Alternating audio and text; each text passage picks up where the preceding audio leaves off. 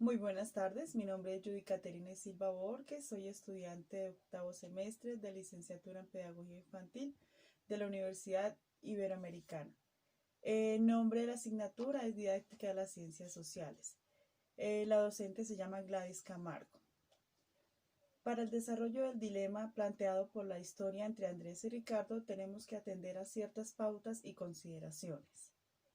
Como primera instancia, la participación y responsabilidad democrática que orienta hacia la toma de decisiones en diversos contextos, teniendo en cuenta que dichas decisiones deben respetar tanto los derechos fundamentales de los individuos como los acuerdos, las normas, las leyes y la constitución que rigen la vida en la comunidad, donde según esto tendremos que tener en cuenta el derecho a la duda que se debe tener hacia Andrés, es decir, una posición neutra hasta que se demuestre que el niño sí pudo tomar el dinero sin permiso. Entiendo esto, podemos seguir las competencias cognitivas, que se refieren a la capacidad para realizar diversos procesos mentales fundamentales en el ejercicio ciudadano, como la habilidad para identificar las distintas consecuencias que podría tener una decisión, la capacidad para ver la misma situación desde el punto de vista de las personas involucradas, y pues la capacidad de reflexión y análisis crítico, entre otras. Un niño con las habilidades de Andrés podría ciertamente estar consciente de las consecuencias de sus actos, pero no con tal claridad, pues su prioridad es irse a campeonato, más cuando su mejor amigo que sí va a ir, el niño podría reaccionar de una manera obsesiva a ir y hacerlo de alguna manera, como tomando el dinero a escondidas, pero también en cuanto al proceso mental podemos ver el niño de su amigo que realmente sí sospecha de la posición de Andrés. En cuanto a las competencias emocionales, que reflejan las habilidades necesarias para la identificación y respuesta constructiva ante las emociones propias y de los demás, como la capacidad de reconocer los propios sentimientos y tener empatía, el sentir que el otro siente, por ejemplo, su dolor o su rabia. Dentro del caso observamos claramente cómo Ricardo presiente lo que está haciendo Andrés, y de igual manera como la madre, de acuerdo a las acciones que se presentan dentro de la casa y del comportamiento de Andrés, llega a deducir que su comportamiento se debe a las malas intenciones que ha tenido su hijo.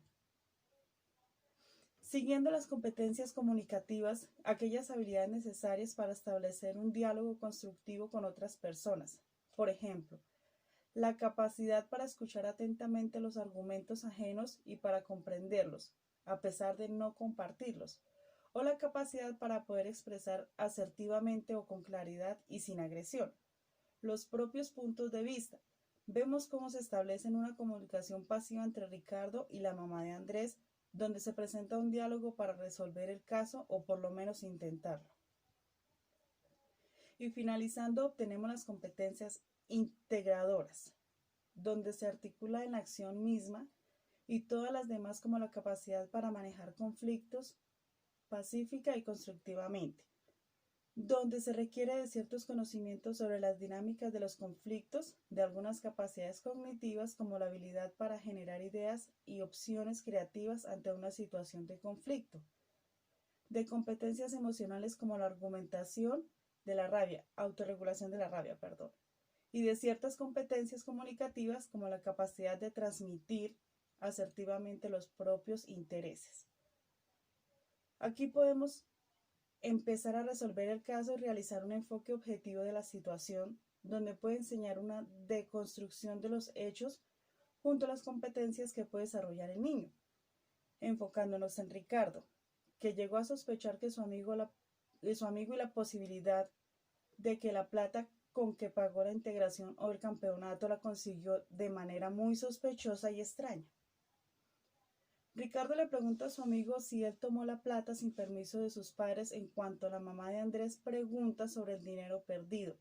pero no dice nada. Entonces, cuando la madre de Andrés llama a Ricardo porque según su hijo pagó lo del campeonato gracias a un amigo que le prestó la plata, pero ella ciertamente duda de esto. Hay dos posibilidades de desenlace. Y es que, teniendo en cuenta las habilidades y competencias que pueden desarrollar Ricardo, y como todo lo que está pasando señala que ciertamente su amigo robó el dinero, Ricardo podría ser honesto con la mamá de Andrés y reflexionar sobre lo que está bien o mal, y o llegar a ser honesto con la mamá de Andrés sobre que Andrés le contó otra cosa muy distinta a lo que le contó a ella, y dejar a su amigo como mentiroso o simplemente encubrir a un amigo, ayudarlo, y mintiéndole a la mamá.